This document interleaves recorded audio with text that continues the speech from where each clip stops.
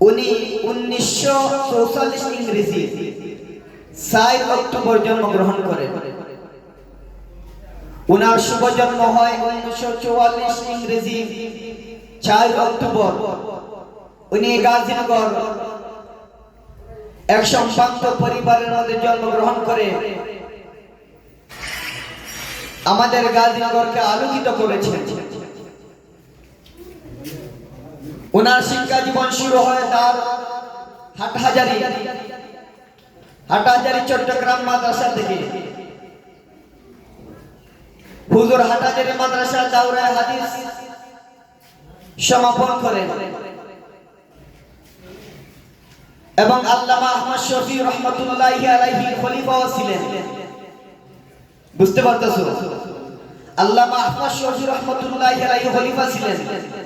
আমাদের গাজীনগর দারুল কুরআন ফিজা মাদ্রাসার প্রতিষ্ঠাতা মুহতামিম হযরত মাওলানা আব্দুল মুসাউর রহমাতুল্লাহি আলাইহি নাওয়ারাল্লাহু মারকাদাহু ওয়া আলাল্লাহু দারাজাতাহু। উনার আর আমাদের দরগাহ মাদ্রাসার মুহব্বিল হক আসবারি রহমাতুল্লাহি আলাইহির ছাত্র ছিলেন। দেখেন আল্লাহ পাক রব্বুল আলামিন আমাদের প্রতিষ্ঠাতা মুহতামিম রহমাতুল্লাহি আলাইহিকে কত বড় বড় আল্লাহর ওলিদের সুহবত অর্জন করে সৌভাগ্য অর্জন করেছেন। কিন্তু আজ আমরা যদি চাইও এত বড় বড় আল্লাহ ওয়ালাদের সুহবত বা শরণাপন্ন হতে পারবো না, কারণ তারা দুনিয়া ছেড়ে আজ চলে গিয়েছে। তবে হ্যাঁ, আমরা মুহিবুল হক রহমাতুল্লাহি আলাইহি আকবরী হুজুরের সুহবত অর্জন করতে পারি নাই। আমরা আহমদ শফি রহমাতুল্লাহি আলাইহির সুহবত অর্জন করতে পারি নাই, কিন্তু উনার ছাত্র উনার খলিফা হযরত মাওলানা আব্দুল মুসাউর রহমাতুল্লাহি আলাইহিকে আমরা দেখেছি। উনার ছাত্র হওয়ার আমরা সৌভাগ্য অর্জন করেছি এবং উনার মাদ্রাসায় আমরা লেখাপড়ার মধ্যে বিদ্যমান আছি। এই জন্য আমরা হতাশ হওয়ার কিছু নাই। আমরাও হলাম সৌভাগ্যবান ছাত্র, ঠিক কিনা? হুজুর এই মাদ্রাসা প্রতিষ্ঠা করতে গিয়ে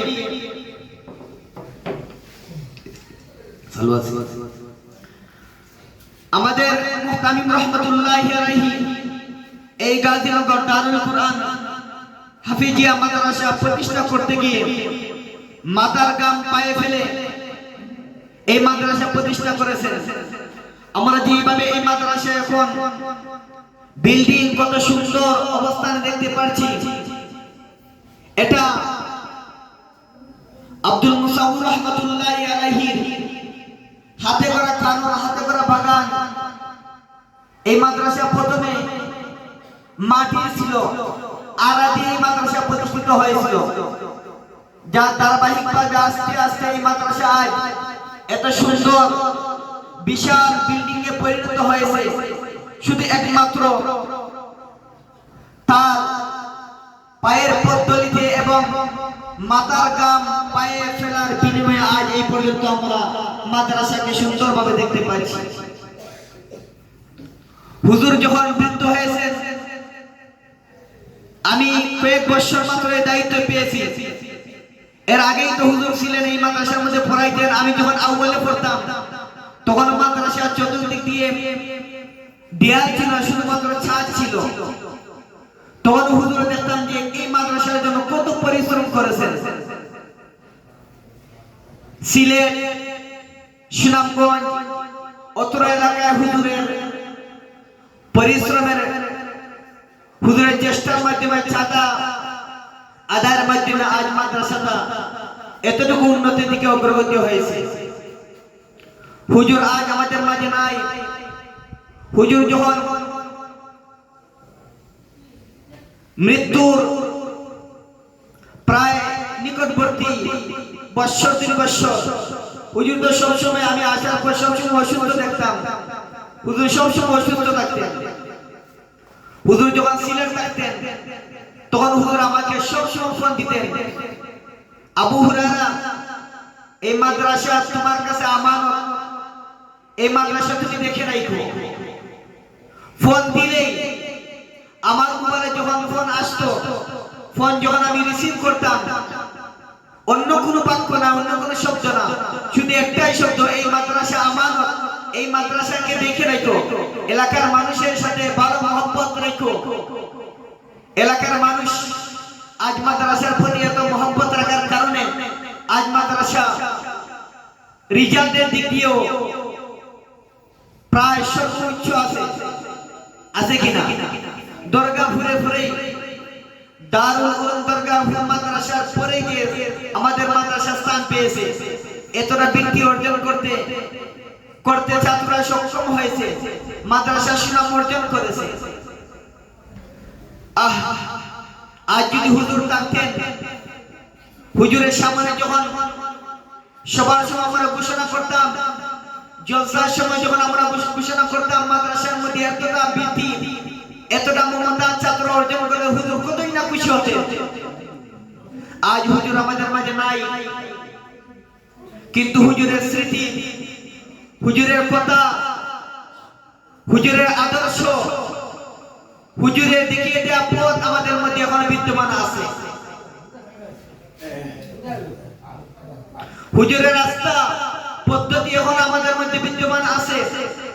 হুজুরের দেখে দেওয়া রাস্তা, দেখে দেওয়া পদ্ধতি আমরা যদি অনুসরণ করতে পারি, ইনশাআল্লাহ আশা করি আমরা কামিয়াবি হতে পারব।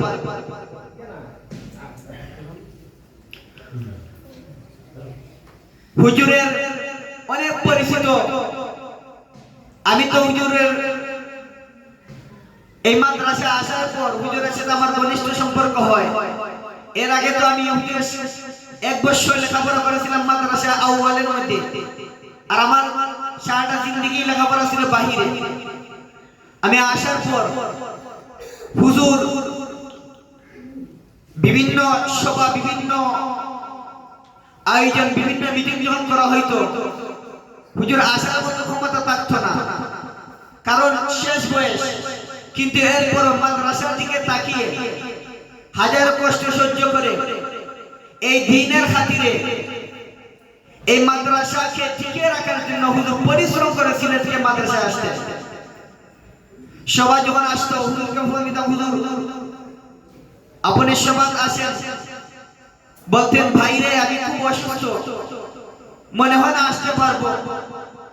আমরা মনে মনে ভেবে নিতাম হয়তো হুজুর আসতে পারবেন না অসুস্থতার কারণে, কিন্তু দেখতাম ঈদের আগের দিন অথবা সবার দিন সকালেই গাজীনগর দারুল কুরআন আফিকিয়া মাদ্রাসার মধ্যে এসে উপস্থিত। এটা তার বুঝাইতে চাই হুজুরের শেষ বয়স, যে বয়সে মানুষ ঘরের মধ্যে বসে থাকার কথা, ওই বয়সে হুজুর মাদ্রাসার জন্য পরিশ্রম করতেন, চাঁদা করতেন, মাদ্রাসার বিভিন্ন জরুরত হলে এটা পূরণ করতেন, এবং মাদ্রাসার কোনো মিটিং হলে অথবা সবার প্রয়োজন পড়লে হুজুর সবাইকে মাদ্রাসার মধ্যে এসে উপস্থিত হইতেন। আজ আমাদের মাঝে হুজুর নাই। এই মাদ্রাসা প্রতিষ্ঠা করে আমাদের কাছে, এই এলাকাবাসীর কাছে, দেশবাসীর কাছে আমানত রেখে গেছে। আমরা যদি এই আমানতকে আঁকড়ে ধরতে পারি, এই আমানতকে সুষ্ঠুভাবে আমরা আমানতের দায়িত্ব পালন করতে পারি, এই দায়িত্বটা যদি আমরা আদায় করতে পারি, হুজুরের রেখে যাওয়া আমানতের প্রতি আমরা নজর রাখি, আশা করি হুজুর তার কবরের মধ্যে বসে বসে আনন্দ উল্লাস করতে পারবে। আল্লাহ পাক রব্বুল আলামিন হুজুরকে নিয়ে গেছেন, কিন্তু হুজুর যে রেখে যাওয়া আমানত মাদ্রাসা গাজীনগর দারুল কুরআন আফিকিয়া মাদ্রাসা এখনো বিদ্যমান আছে। এক হাদিসের মধ্যে এসেছে, কোন ব্যক্তি যদি একটি খারাপ কাজ চালু করে, এই খারাপ কাজটা সমাজের মধ্যে যতদিন থাকবে, ওই ব্যক্তি মৃত্যুবরণ করেও ইন্তেকালের পরেও কবরে বসে বসে খারাপ কাজের যে গুনাহ, এটা সে অংশ ভোগ করবে। আর যে ব্যক্তি কোনো ভালো কাজ চালু করে যায়, একটা মসজিদ বানাইয়া যায়, একটা করে যায়, এই মাদ্রাসা যতদিন পর্যন্ত দায়ী এবং কায়েম থাকবে, আল্লাহ পাক রব্বুল আলামিন যতজন ছাত্র মাদ্রাসার মধ্যে লেখাপড়া করবে, এই অনুপাতে ওই ব্যক্তির কবরের মধ্যে প্রতিদিন সদকায়ে জারিয়া হিসেবে সওয়াব পৌঁছতে থাকবে। আজ হুজুর মাদ্রাসা প্রতিষ্ঠা করে কবরের মধ্যে শুয়ে আছেন, হুজুরের কত সৌভাগ্য। মাদ্রাসার পাশেই হুজুরের কবর, মাদ্রাসায় কুরআন তেলাওয়াত হয়, কবর থেকে শোনা যায়, মাদ্রাসায় হাদিস পড়ানো হয়, কবর থেকে শোনা যায়। আজ হুজুর কবর থেকে শুনতে পাচ্ছেন দারুল কাজীনগর দারুল হাফিজিয়া মাদ্রাসার মধ্যে কুরআন এবং হাদিসের হাওয়া চালু হয়ে গেছে। এই মাদ্রাসা যে কত ফজিলত হাদিসের মধ্যে এসেছে। যখন মাদ্রাসা তালিবে ইলম, মাদ্রাসা ছাত্র কোন কবরের পাশ দিয়ে হাইটা হাইটা যায়, ওই কবরের মধ্যে যদি শাস্তি হয়ে থাকে, এই কওমি মাদ্রাসার ছাত্ররা, কুরআন হাদিস শিক্ষা করনে ওয়ালা ছাত্ররা যদি কবরের পাশে দিয়ে হাইটা যায়, ওদের বদৌলতে আল্লাহ পাক রব্বুল আলামিন কবরের আযাবকে বন্ধ করে দেন। এটা হলো কওমি মাদ্রাসা। আর এই মাদ্রাসা প্রতিষ্ঠা করেছেন আমাদের রাহবার হযরত মাওলানা আব্দুল মুসাউউর রাহমাতুল্লাহি আলাইহি।